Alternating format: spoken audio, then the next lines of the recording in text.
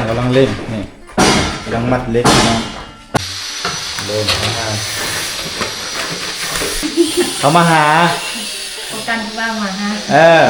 ต้องไล่เงี้ยอยู่อ่ะยัง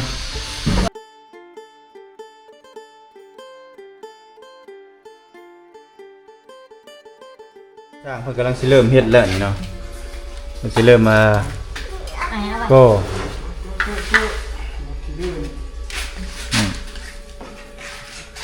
ตัวนี้ก็คือเพิ่นสิเทเนาะมันเริ่มเอาไม้ใส่นี่เทแล้วก็ใส่เล็กตัวนี้เป็นคนบล็อกมาใส่ ตัวนี้เพิ่นยังสิจอดเล็กใส่ตัวนี้นี่เล็กอันนี้เพิ่นสิจอดง่ายๆจอดเล็กเป็นดิ้วป้องกันผู้บ่าวเขามาหาป้องกันผู้บ่าวมาฮะป้องกันโจรสัตว์นี่แม่กูก็ได้ลูกเคยได้ดอกลูกเคยเนาะเลือกเอาเลยแหละนี่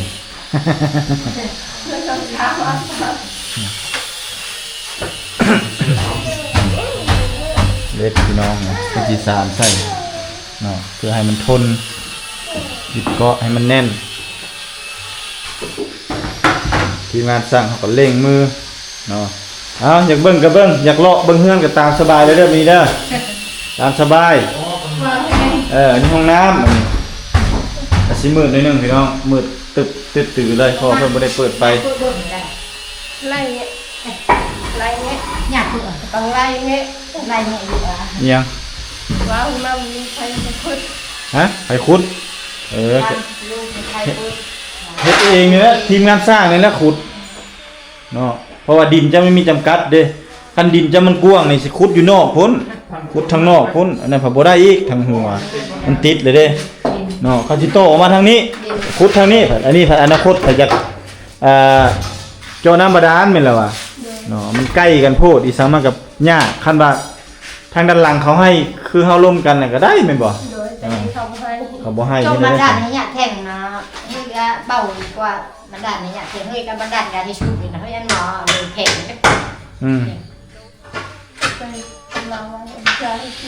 อันนี้มันคือว่าอะไรน้ำเขตนี้มันมีแต่จุดเดียวเนี่ยมันก็เลยยากเนาะเอาเดี๋ยวสิคลิปนี้เดี๋ยวจะอธิบายให้ FC ได้เข้าใจเพราะว่าใน FC คอมเมนต์มาว่าเป็นอย่างคือบทขุดห้องน้ำไปอยู่นอกหรือว่าโตท่อออกมาทางด้านนอกเนาะตามระบบว่าอยู่ไทยนี่เขาเฮ็ดจังซั่นจังซี่เนาะอยู่ไทยกับอยู่ลาวกับระบบสร้างก็คล้ายคือกันนั่นแหละพี่น้องเนาะแต่ว่าให้เข้าใจน้ำกันว่าพื้นที่ดินของน้องสามสาวนี้มีจำกัดในการสร้างในการต่อเติมเนาะฉะนั้นมันจะเป็นสิ่งที่ว่าเฮ็ดให้ทีมงานสร้างเฮานี้มันจะเฮ็ดตามระบบหรือว่าเฮ็ดตามพื้นที่เนื้อดินต่างๆนี่ดินแค่นี้นี่คันสิว่าอะไรเนี่ยมันมีจำกัดนี่เขตลักหัวนี่แม่นดินเขตลักหัวเข้าไปนั่นแม่นดินของเขาเจ้าเนาะเป็นดินของสามสาวแต่ว่าเขตมันต้นออกมาพี่แม่นดินของคนอื่นและเฮือนหลังนี้แม่นน้องธิดานี่หรือว่าบรรทุกนี่เนาะกับน้องธิดานี่เนาะได้ซื้อจากญาติพี่น้องเนาะขอปั่นเพื่อปลูกเฮือนปลูกซ่านเพราะว่ามันใกล้ทำเลแคมทางนี้เนาะเพื่อจะให้น้องสาวเพิ่นมาอยู่ใกล้ทางใกล้ความเจริญแล้วก็ขายเครื่องขายของก็มันจะได้ดีกว่าอยู่ทางในบ้านเพราะว่าในบ้านมันซุ่มซ่อนแออัดถ้าเฮามาอยู่ที่เขตเศรษฐกิจในอนาคตก็สิแม่นแถวนี้นะเพราะว่าทำเลเนี่ยมันก็ดีแล้วบ่อนห้องส้วมนั่นก็คือเฮาก็จะเฮ็ดอยู่ทางนอกนั่นแหละเนาะแต่ว่ามันยากบ่อนที่ว่าเนื้อดินเฮามีจำกัดแต่ถ้าเฮาสิโตท่อออกมานอกพี่หรือว่ามาขุดทางด้านพี่เนาะเขตนอกพี่ภายในอนาคตเบื้องหน้าถ้ามีเงินมีคำผัดบ่อนนี้เนาะบ่อนนี้บ่อนบ่เท่ายืนนี่เนาะกลายไปจักหน่อยนั่นผัดเฮาได้ยั่งหรือว่าได้ยามเบิ่งแล้วว่ามันมีอยู่บ่อนจุดไหมในบ่อนบ่เท่าจับนั้นบ่อนเดียวนั้นในน้ำเขตนี่เห็นนะเนาะมันมาตามสายน้ำตัวนี้พอตัวนี้มันก็ใกล้ห้องน้ำนี่ห้องน้ำก็อยู่นี่ห้องน้ำข้าเจ้าเนาะถ้าเฮาสิมาเฮ็ดท่อน้ำเสียหรือว่าบ่อนห้องวิทย์ห้องส้วมอยู่เขตนี้มันก็เจาะน้ำบาดาลบ่ได้ฉะนั้นทีมงานสร้างมันก็ต้องได้ค้นคิดบ่แม่นธรรมดาเพื่อสิขุดเจาะเป็นอย่างต่างๆถ้าสมมุติเขาเจ้าปั่นดินให้ใครแล้วบ่เนาะมันก็ง่ายต่อการเฮ็ดเวียกเฮ็ดงานเนาะฉะนั้นก็อยากให้เข้าใจนํกันเนาะมันก็บ่ตุกก็บ่สามารถไปอธิบายเว้าบอกให้ FC ทุกท่านคิดตามหรือว่าเข้าใจตามเบาตุกได้ดอกเนาะเพราะว่าแต่ละคนมันก็แนวความคิดแตกต่างกัน คนที่เว้าน่ะเว้าจังไดก็เว้าได้เนาะแต่ว่าคนที่มันเฮ็ดนี่แหละมันยากมันท้าทายพี่น้องเนาะคือเบาตุกนี่คือกันเนาะบ่ได้อยู่กับครอบกับครัวต้องได้มาอยู่นำพระเจ้าเพื่อจะมาติดตามมาเบิ่งโครงการมาเฮ็ดนำเนาะนอนตากแดดตากฝนตากหมอกลมพายุอีสังมาเฮาก็ต้องได้อดได้ทนนำกัน เพื่อจะให้ครอบครัวเขาเจ้านี้ได้ดี พื้นที่ดินนะมันมีจำกัดคือเห็นนำกันนี่แหละพี่น้องนี่จะให้เบิ่งคักๆเนาะเฮาก็จะเฮ็ดเฮาทุกมื้อเฮาก็เฮ็ดเต็มที่เด้มันมีจำกัดอหลีพื้นที่ดินนะเนาะถ้าสมมุติเฮาสิมาขุดอยู่นี่เนาะในอนาคตเบื้องหน้าเฮาสิมาขุดอยู่นี่มันก็เป็นไปบ่ได้อันนี้มันหัวนอนเด้นี่เทิงหัวนอนนี่ถ้าขุดอยู่นี่ได้บ่ได้แต่ขุดอีกโทอีกกันคุมนึงก็ได้ตัวนี้เนาะเป็นท่อน้ำเสียในอนาคตเบื้องหน้าแต่ว่าประตูคิดว่าท่อน้ำเสียน่ะสิเจาะออกมานี้เนาะแล้วก็โต้ออกไปพุ้นให้มันไหลออกไปพุ้นเนาะหรือว่าขุดอยู่ทางพุ้นก็ได้แต่ว่าวิทย์นะเนาะคันเฮาสิมาสิเฮาสิขุดโต้จักสิโต้ไปทางใดนี่พี่น้องนี่อันนี้ก็ดินแล้วนี่อันนี้ก็เขตดินเฮาก็เขตนี้เข้าไปดิน3 ซาวเขตนี้ออกไปเนี่ยก็เป็นดินเขาหมดนี่เขตนี้เนาะมันก็ยากเด้แหละอันนี้เป็นหัวนอนเนาะเจ้าน้ำบาดาลอยู่นั่นมันก็บ่ได้เด้คันได้อยู่นั่นบ่ยากพี่น้องเอ้ยวิทย์นี่น้ำเสียเนี่ยกุกอยู่บ้านด้านพุ่นก็ได้ แต่อันนี้มันจำกัดแฮงหรือพื้นที่ดินเนาะออกมานี่พอเป็นดินเขามันนี่อันนี้เฮาสิไปขุดอยู่ดินเขาอยู่เนาะเพิ่นมันก็บ่ได้เนาะกฎหมายมันก็แต่ละประเทศมันก็มีหมดเนาะแต่ขนาดทรายค่านี่ก็ยังบ่แห้งนี่พี่น้องนี่เห็นบ่ทรายค่านี่ก็เครื่องกับเสานี่โลดเวลาฝนตกมามันก็กลายไปใส่ดินเขาเจ้าถ้าสมมุติเป็นในเมืองหรือว่าบ่อนที่พัฒนาแล้วนี่มันก็ผิดกันแล้วแหละนี่แม่นบ่เนาะเห็นบ่เวลามันตกลงนี่มันก็กลายดินแล้วพอแห้งแล้วนี่อันนี้ให้เข้าใจนำกันเนาะว่าเฮาก็สุดความสามารถหรือว่าหาทางออกช่วยกันบ่แม่นของง่ายเพื่อจะให้มันออกมาดีที่สุดเท่าที่จะดีได้อันนี้คือสิ่งที่ถ้าเฮาคนคิดนำกันนับตั้งแต่มือสร้างเฮือนปลูกเฮือนพี่น้องเนาะนี่ล่ะคือเหตุผลเนาะทางนั้นทางนี้จะให้เบิ่งให้เฮียนฮู้นำกันพี่น้องเนาะบ่แม่นว่าเฮาก็เฮ็ดเต็มที่แล้วเท่าที่เฮาเฮ็ดได้ถือว่าซันนี่น้องสาวเพิ่นก็ดีมกดีใจหลายที่ว่าเงินซ่านนี่ใกล้จะสำเร็จใกล้จะแล้วตัดมือคิดมือลงหรือมือนี่ทีมงานสร้างนี่ก็กำลังโจทย์เนาะเคาน์เตอร์กำลังโจทย์เฮ็ดเคาน์เตอร์เป็นบ่อนเคาน์เตอร์ดังไฟบ่แม่นเคาน์เตอร์แนวอื่นเขาแม่นเคาน์เตอร์อันนั้นได้พี่น้องเอ้ยเนาะข้างๆนี่กำลังเร่งพากันตัดมันก็เลยไวพี่น้องเลยเอาเทมื้อนี้คือสิแม่นบ่ได้ซาบ่ได้โบกเลยเนาะมื้อนี้เนาะทางด้านนอกเนาะฝนตกแม่นบ่มันบ่แห้งมันยากพี่น้องเนาะเฮาก็ต้องทีมงานสร้างก็มีหลักการมีกฎเกณฑ์ในการสร้างเนาะ เพราะว่าฝนตกแล้วมันสิไปโบกไปหยังมันบ่ได้เด้พี่น้องเอ้ยเนาะต้องท่าให้ฝนมันขี้ข้าต้องมืออื่นพี่น้องเนาะมือจะโบกต่อมือจังโบกให้มันแดดให้มันเศร้าก่อนการโบกนี่มันต้องมีมาตรฐานของมันทาสีคือกันทาสีก็ต้องให้ฟ้ามันแดดคักๆแล้วก็ให้สีให้ฝาผนังมันแห้งคักๆประมาณ1 อาทิตย์เราจึงสามารถทาได้คือบางคอมเมนต์เนาะมีคอมเมนต์บางครูบาบอกมีหยังบ่จักเนาะเฮาก็ได้ลืมคือกันเนาะเพิ่นคอมเมนต์เข้ามาว่าสีนี่บ่จะเป็นฟ้าวท่าผมว่าเนาะคันท่าแล้วมันสิลอกมันสิบ่งามหรือว่ามันสิบ่ติดในอนาคตเบื้องหน้าแต่จะมาอธิบายในคลิปนี้เนาะการที่เฮาทาสีเนาะเฮาก็ได้กำหนดเวลาในการทาครั้งนี้คือเฮาโบกแล้วเรียบร้อยประมาณทิศปลายเนาะแล้วมันก็เซ็ตโตก็คือมันแห้งแล้วก็ฟ้าฝนนี่ก็เป็นใจก็คือบ่มีฝนตกแดดตลอดเลยในช่วงนั้นเฮาจึงได้พากันสีห้องพื้นนั่นแหละเนาะทาสีห้องพื้นแล้วจึงได้ทาสีตัวนี้ทับเนาะในการทานะวันนี้ถ้าสมมุติว่าเฮาสิเป็นโลท่าคือดัง FC เว้าว่าให้โลให้มันเซ็ตตัวประมาณ30-45 วันทีมงานสร้างนี่ที่มันจะเอาเข้าใส่มากินเนาะมันก็ต้องได้ไปโต้เขาเจ้าก็ต้องได้ไปเฮ็ดโต้งานโต้อีกแต่ถ้าสิปะสีนี่ให้3 สาวหรือว่าเขาเจ้าท่าเองเขาเจ้าก็ท่าบ่เป็นเนาะฉะนั้นการที่เฮ็ดเวียกเฮาก็ฟ้าวตามเวียกฟ้าวตามงานก็ว่าแม่นและเขาเจ้าก็บ่แม่นว่าฟ้าวได้ฟ้าวเฮ็ดบ่แม่นฮาวได้ฮาวเฮ็ดเนาะเขาเจ้าก็มีหลักการในการเฮ็ดเฮือนนี่ก็คือต้องรอให้มันเสร็จตัวให้มันแห้งเขาเจ้าจึงได้ท่าเนาะมาตรฐานของเขาเจ้าก็มีอยู่แล้วเนาะคันซั่นก็ บ่มีคนจ้างแหละว่าง่ายๆซะอันนี้งานนี่ก็คือมีคนจ้างอยู่ตลอดอันนี้ก็เลี้ยวงานนี่ก็สิไปโตงานหน้า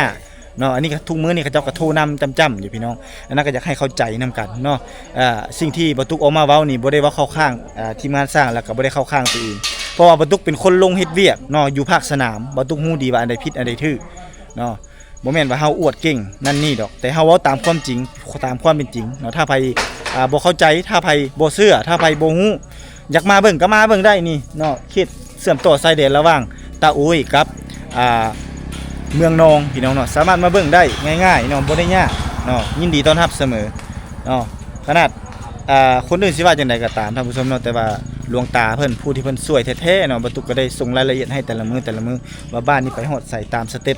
เพิ่นก็บ่เคยเว้าหยังจนมาถึงปัจจุบันนี้ก็คือเฮ็ดไปบ่ตุกเอ้ยเนาะเฮาเฮ็ดดีที่สุดแล้วบ่ต้องไปฟังทางนู้นทางนี้เพราะว่าคนที่เว้ามาคนที่นั่นนี่มาเข้าใจยอมรับคำตำหนิติชมทุกสิ่งทุกอย่างเนาะก็ได้ย้อน FC แต่ว่าทางนั้นและทางนี้เนาะก็ขอขอบคุณคำติชมทุกสิ่งทุกอย่างแต่ว่าเฮาก็บ่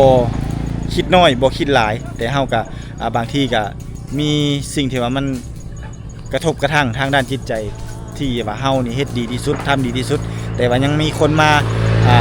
ตำหนิว่าเฮาบ่ดีนั่นนี่นะแต่ว่าเฮาก็บ่ถือโทษโกรธเคืองเพิ่นดอกเนาะต้องขอบคุณที่ตำหนิติชมเข้ามาแต่ทางนั้นและทางนี้บัดตุกก็พยายามเฮ็ดดีที่สุดแล้วกับทีมงานสร้างเนาะนี่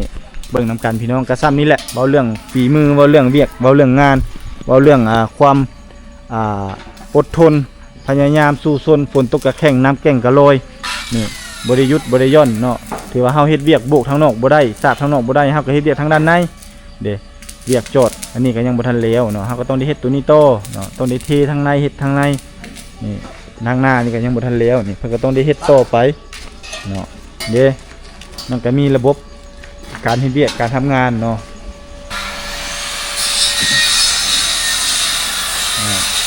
แล้วเราบ่สร้างอุ้มตัวนี้ใกล้เลยเนาะตัดพร้อมกันได้โอ้เป็นแบบตัดพร้อมกันบ่ได้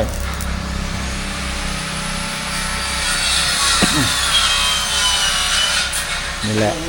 คือระบบการเฮ็ดเวียกอีหยังน่ะเจ็บนั่นไก่เฮ็ดหยังไก่นั่นเฮ้ยงูมันตอดโอ้เอามาให้ทีมงานสร้างบ่โอ้ขอบคุณขอบใจหลายๆขอบคุณขอบใจหลายๆไม่เด้อดีมีแฮงใส่กระบังใส่กระบังไว้บ่ลามใส่กระบังเพิ่นบ่เนาะ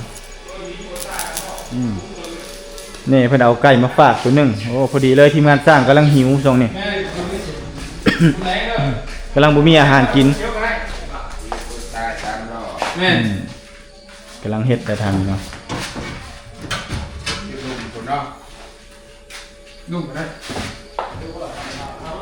นี่ละคือว่ามืออื่นถ้ามันแห้งก่อนเพิ่นจะสิโบกตัวนี้เพิ่นก็คือโบกทางด้านในเสร็จแล้วทางด้านในแล้วก็เพิ่นสิมาเฮ็ดโต๊ะบนดังไฟนึ่งข้าวล้างถ้วยต่างๆนี่ไฟนึ่งข้าวล้างถ้วยแล้วก็เข้าบานประตูนี่ตัวนี้แล้วก็ตัวที่ประตูยืนอยู่นี่ก็คือตัวนี้แล้วก็ตัวนี้3บานห้องน้ำก็ถือว่าแล้วและมีแต่ใส่หัวส้วมแล้วก็สำเร็จ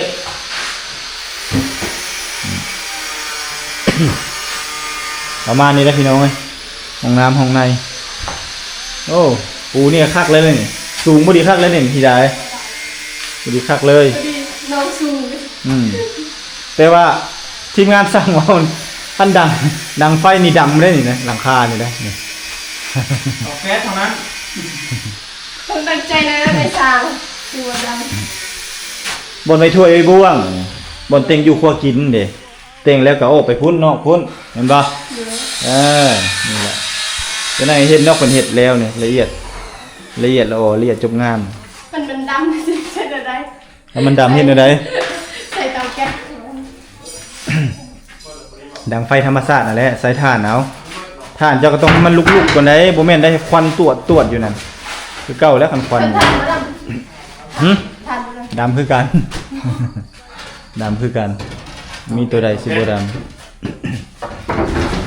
แก๊สแล้วได้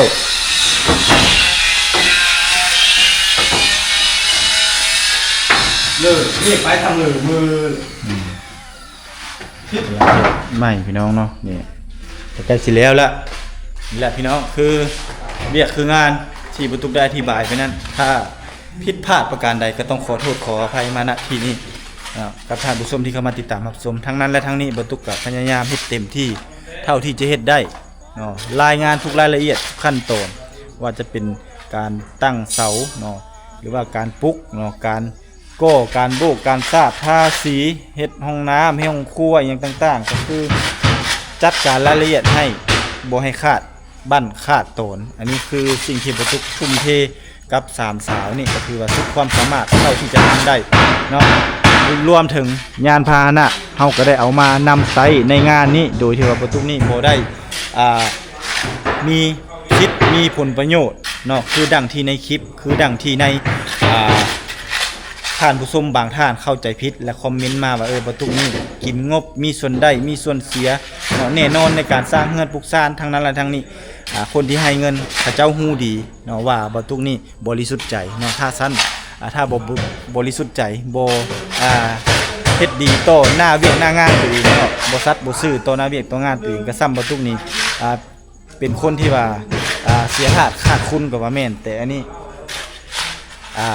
กล้าเว้าด้วยลูกผู้ชายเนาะว่าบรรทุกนี้บ่ได้มีส่วนใดส่วนเสียหยังหมดรถที่เอามานำใช้นี่ก็คืออาศัยมาช่วยสามสาวในการเล่นเต้นเวียกงานทุกสิ่งทุกอย่างบ่ว่าจะไปใกล้ไปไกลไปซื้อของอยู่แนวกินให้กับทีมงานสร้างแล้วก็ไปซื้ออุปกรณ์ต่างๆเนาะไปสั่งเล็กสั่งลาอย่างต่างๆเข้ามาในเฮือนนี่รวมถึงมื้อนี้ก็จะน้อยกับมื้อน้ำก็หมดนี่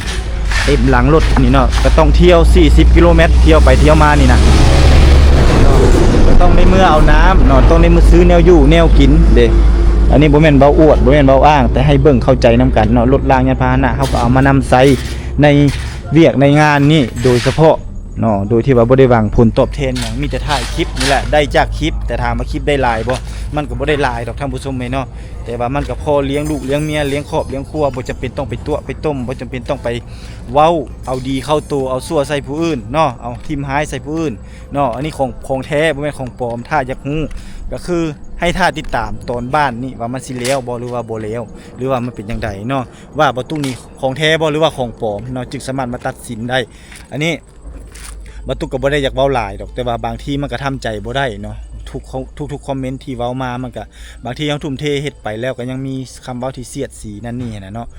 คันคนบ่อยากเบิ่งก็อยู่ซื่อๆซะเนาะหรือว่าเลื่อนผ่านซะเนาะคำบ่อยากเห็นประสบผลสำเร็จของน้องนุ่งลูกหลานเนาะถ้าว่าตัวเองดีแท้นะเนาะ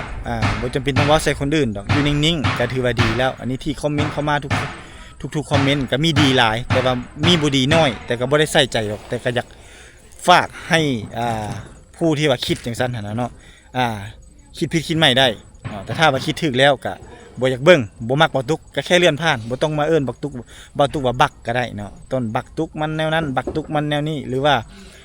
บักนั้นเป็นนั้นบักนี้เป็นนี้บ่ต้องว่าดอกจังซั่นเนาะคันตัวเองดีแท้นะบ่เอิ้นคนอื่นว่าบักเนาะต้องให้เกียรติซึ่งกันและกันโอเคฝากไว้สำนี้ฝากไว้ให้คิดท่านผู้ชมเนาะสำหรับคลิปนี้ต้องขอโทษขออภัยที่เว้าหลายจนเกินไปก็มาระบายออกในคลิปนี้เลยก็ว่าแม่นและก็อธิบายทุกสิ่งทุกอย่างให้ท่านผู้ชมได้ติดตามรับชมพบกันใหม่คลิปหน้าท่านผู้ชมสำหรับคลิปนี้บ่ต้องขอกล่าวคำว่าสบายดี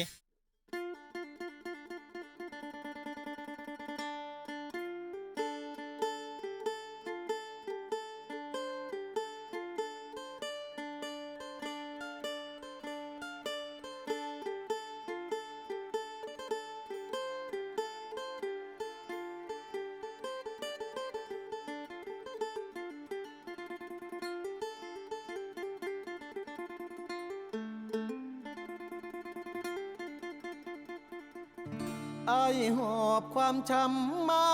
เซละนองหลายปีหม่นหมองจากสาวไทยเศร้า